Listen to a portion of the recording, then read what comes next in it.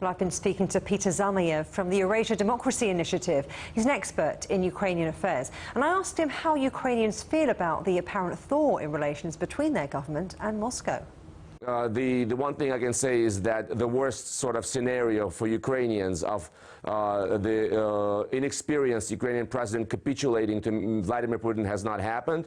The two sides are circling each other warily. Vladimir Putin, by all accounts, was not too happy with the meeting.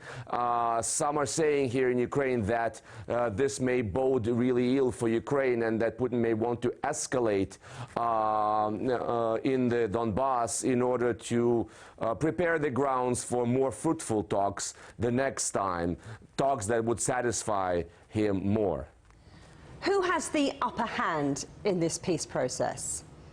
I believe that Vladimir Putin has the upper hand.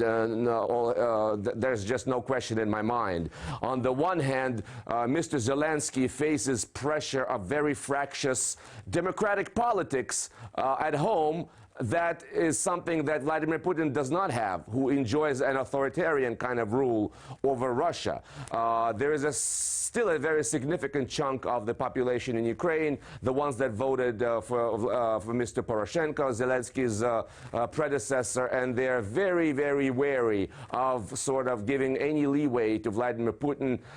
And so that is the one thing to consider, the domestic pressure that Zelensky is under. On the other hand, the Europeans have been very, very impatient about the stalemate. There are indications that big businesses in France, in Germany, in Italy, throughout Europe want to do away with these sanctions against Russia and to have business as usual. So the politicians in those countries, even Angela Merkel and Mr. Macron, the French president, they are responding to these concerns. They're trying to step up their peacemaking overtures, and so there's a sense that they may be rushing into it, and Ukraine may be forced to make concessions too soon, concessions that are too friendly to Vladimir Putin. Which begs the question, does Zelensky have what it takes? After all, he has a very unconventional political background. Not so long ago, he was an actor playing the role of president. Now, of course, he's the president for real. I want to believe that he does. Once again, it's important to say that so far Zelensky has not made any serious fatal mistakes in his presidency, whether at home or abroad. He is still untried. He's still a little green and rough around the edges when it comes to his body language, etc. But these are not things that make or break a leader. So I think he has a lot of learning to do ahead of him, but he has shown himself to be quite a capable student. So here's hoping that he will learn fast, and the meeting with Putin in Paris demonstrated that he will be no one's toy. He has his own agency. He's surrounded by capable aides. Some of them are holdovers from the previous regime. He has maintained that Ukraine remains very solidly on the path to Euro integration. He aspires to join NATO, etc. So these items of foreign policy remain in place. Zelensky has held fast and true to them, and I hope that he will be a fast student. Well, that was Peter Zalmayev, a Ukraine expert in Kiev. Well, 2019 was for some in Ukraine a year of hope. The country elected a young president who said he was committed to ending the 5.5-year-old conflict in eastern Ukraine. But the country then became embroiled in a US scandal that was not of its making. It led ultimately to the impeachment of President Donald Trump. Well, GCTN's Michael Voss looks back at last year in Ukraine. 3, 2, 1.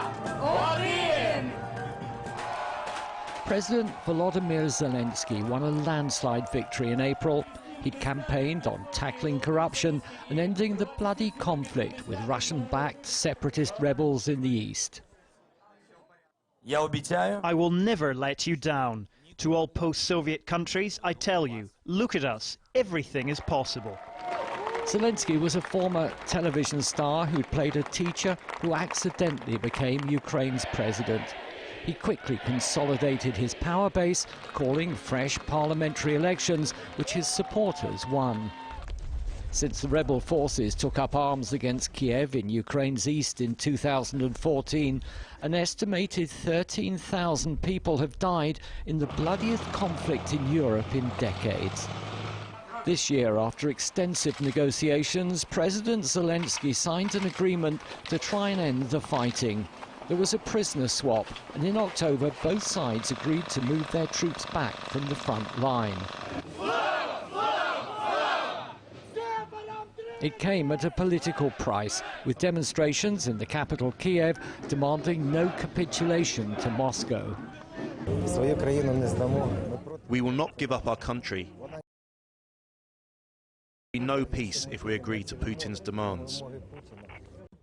We are here to tell the leadership of the country that one cannot retreat from the front line. In the history of Russia, there are no cases where they respected their part of the agreement. In December, Zelensky and Putin finally met face-to-face in Paris for peace negotiations. They agreed a ceasefire, but made no progress on local elections in the disputed areas. But it's Ukraine's relationship with another superpower, the United States, which has dominated global headlines this year. Much to President Zelensky's embarrassment, his country has been caught up in President Donald Trump's alleged attempt to get Ukraine to investigate a political rival. At a meeting in New York, both sides tried to make light of the affair. He's made me more famous and I've made him more famous. And it's better to be on TV than by phone. Yeah. I think. Ukraine is certain to be back in the news in 2020 as President Trump faces an impeachment trial in the Senate. While many Ukrainians are hoping that next year could produce a lasting solution to the conflict with Russia. No one, though, is holding their breath. Michael Voss, CGTN.